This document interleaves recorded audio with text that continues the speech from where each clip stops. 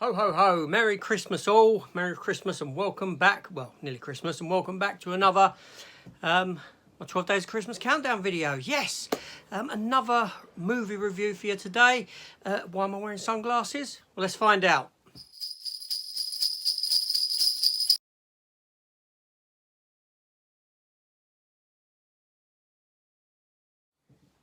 Okay, to spoil the illusion yet again, it's June the 13th. Yeah, and it's 25 degrees outside, and we're coming into a little mini heat wave, hence the sunglasses. It's a lovely day out there, and I'm dressed like this, like Santa Claus, for your benefit, so you've got some entertainment in the lead up to Christmas. So what have I got for you today?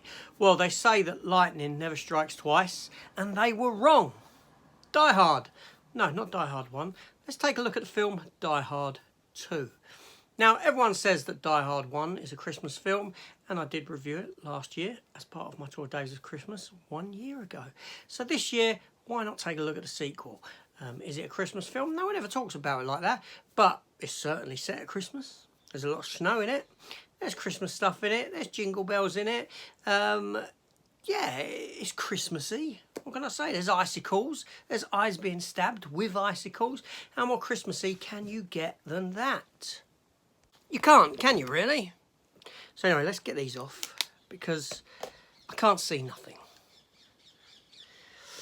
Okay, so Die Hard 2. Now this film here, it came at us in 1990. Here in the UK, it was released on August 24th of that year with a 15 rating, and excited me, and a 2 hour and 4 minute runtime. Why was I excited? Well, because in 1990 I was 14. Yes. And I saw this film advertised in the newspaper. I remember being by my front door, telephone table there by the front door, the old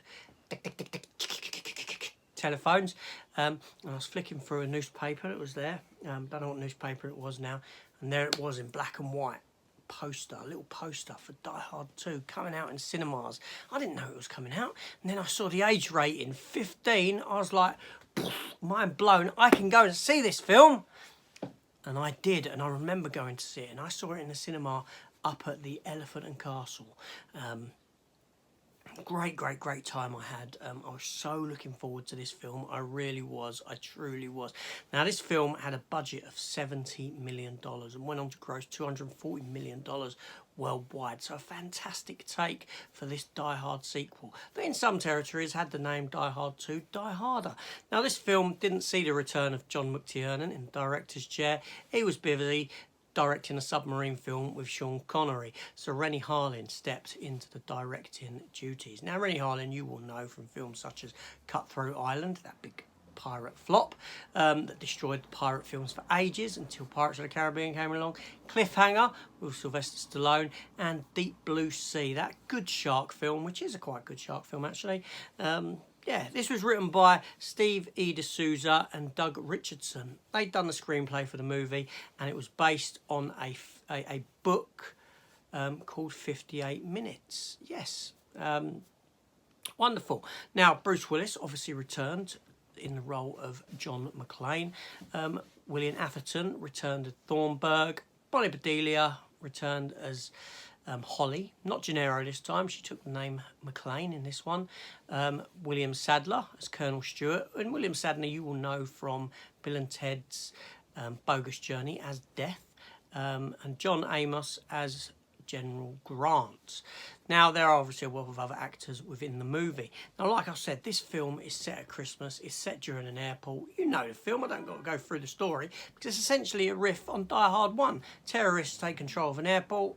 John McClane's got to do what John McClane does, one-man army, and save the day. All the while, there are a load of hostages in mortal danger. Do I need to go through the story? I don't need to go through the story for this film. But all I can tell you is I love this film, right? Okay, I know Die Hard 2 gets a lot of flack. I won't say hate. It gets a lot of flack because of the similarity to Die Hard 1, because it's a rinse and repeat sequel. But this film actually made double what Die Hard 1 did at the box office. This was a huge, huge hit. It's not better than Die Hard 1, of course it isn't.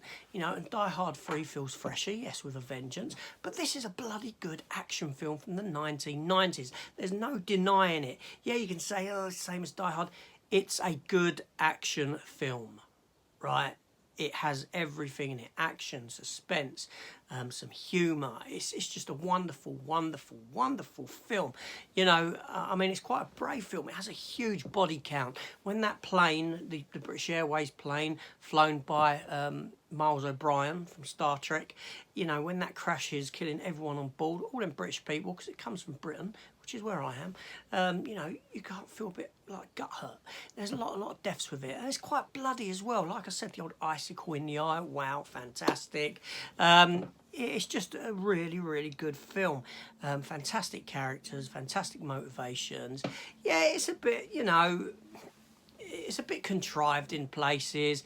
You know, his wife being on the plane as one of the hostages up there, William Atherton's character being on board the same plane, you know, all this sort of stuff. But just let it go. Just enjoy this film for what it is, you know, because you're not going to get films like this anymore, ever. And this is a wonderful, wonderful film. And I don't visit this film half enough. Every year I do watch Die Hard 1. I really do. But I should make it a double feature day and watch Die Hard 1 and Die Hard 2 together at Christmas. Why not? You know, who else would be interested in that sort of thing? So there we go. I can't fault the film, apart from being a bit contrived, a bit of a rinse and repeat, but a bloody good time to boot. Yeah, fantastic, fantastic film. Just for a little bit of trivia now, Die Hard 2 trivia. Now, in the first Die Hard film, Bruce Willis did ad-lib some of his one-liners, and audiences loved it, so much so that they let him ad-lib a lot in this film. So all his little one-liners in this film were actually ad-libbed by Willis, which is fantastic. Now, where a lot of this film was filmed in Denver, it was unseasonably snowless at the time, so all the snow had to be created artificially, same as the snow storms. The general, the main bad guy in this film, I say not the main bad guy, but the one who's coming from this South American country called Valverde, which is a fictitious country. But this fictitious country was also used as a country in the film Commando, starring Arnold Schwarzenegger, from the same sort of time.